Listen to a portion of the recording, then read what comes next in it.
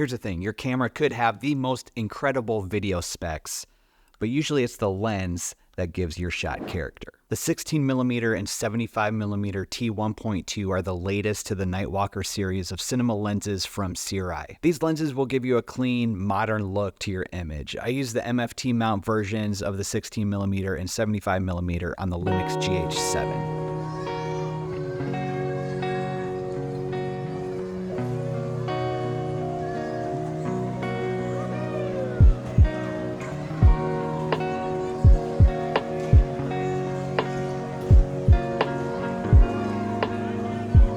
Sirui did send me these lenses to try out and test. Even though they provided the lenses, they are not paying for a review. They have no input on what I say. So it can be tough choosing lenses. Like, maybe what's your style of shooting? Do you need compact lenses? Do you want more of a vintage look or a clean look? Sometimes it comes down to how easy it is to swap lenses on your rig. Or for a lot of us, it comes down to our budget. There are a few things about the Nightwalker 16mm and 75mm that make sense for the GH7.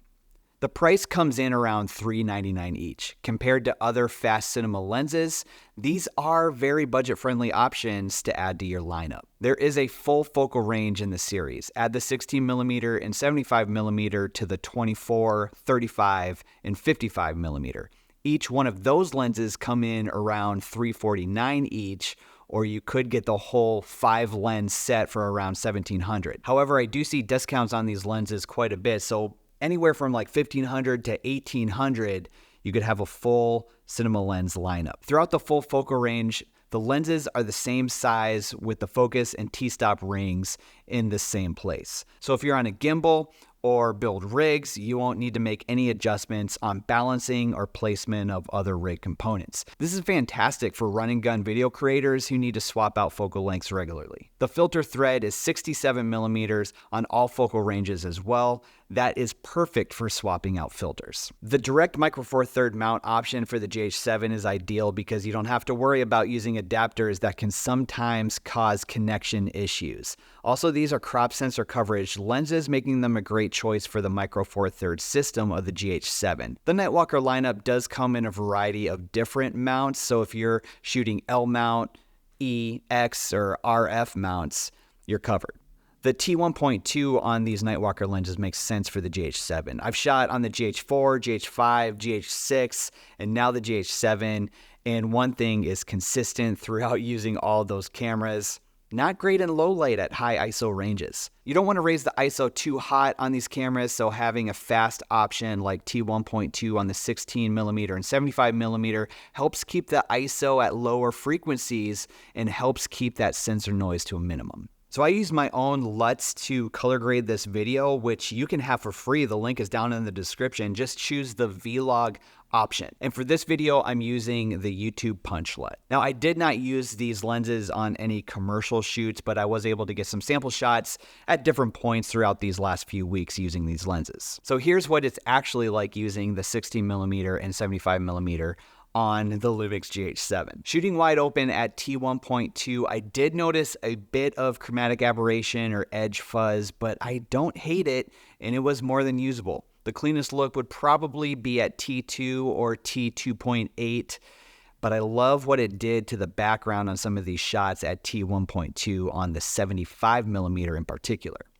You can definitely get those bokeh balls and subject separation with this setup. I know that's one of the complaints about Micro Four Thirds cameras sometimes, but I thought it looked pretty good here. The GH7 is a fairly big camera, so I like the size of these lenses on here. The compact size of the 16mm and 75mm feel great on the GH7. The lenses are a metal build, so it does add some weight, but never felt too heavy. And I'll have to be honest, I love having the new hybrid phase detect autofocus on the Lumix GH7. Going back to manual focus with these lenses threw me off for a few minutes, but ultimately I was fine. I did notice that the focus throw is pretty long though. There are no electronic components in these lenses, so you can't make any linear adjustments in the GH7 menu for making that focus throw a bit shorter. Having a follow focus on this setup would be ideal. I did find myself bumping the focus ring and T-stop ring accidentally at different points. They're loose rings, and sometimes when I thought I was at T1.2, it somehow got in between T1.4 and T2. Little things like that you do need to watch. I mentioned the same thing in my Nightwalker 24mm lens review that I will put up at the end of this video, so not much has changed in that regard with these newer 16mm and 75mm versions. These are not stabilized lenses, but I shot all of these shots handheld with the GH7, which has incredible in-body image stabilization and added some stability in post. You would most likely never know that these were handheld shots. So who are these lenses for? I really think these lenses are versatile enough to cover most filmmakers and filmmaking styles. I think they're a great run and gun type cinema lens. So if you're a wedding filmmaker or a doc style filmmaker and want a clean look, easily swap out focal lengths, or stay balanced on a rig, you might want to consider adding the 16mm and 75mm Nightwalker lenses to your lineup. The price of these lenses make them a great option for budget filmmakers to get into cinema lenses. They for sure don't feel budget or cheap and can definitely be used on higher end shoots and productions. Just price-wise, these make sense for certain filmmakers. I want to thank my friends Dennis and Kate Timmerman from 605 Video Company who helped me with this video and took some BTS shots. I appreciate you all. Check them out on Insta. So let me know your thoughts on these lenses. Why would you consider adding the 16mm and 75mm Sirui Nightwalker cinema lenses to your lineup?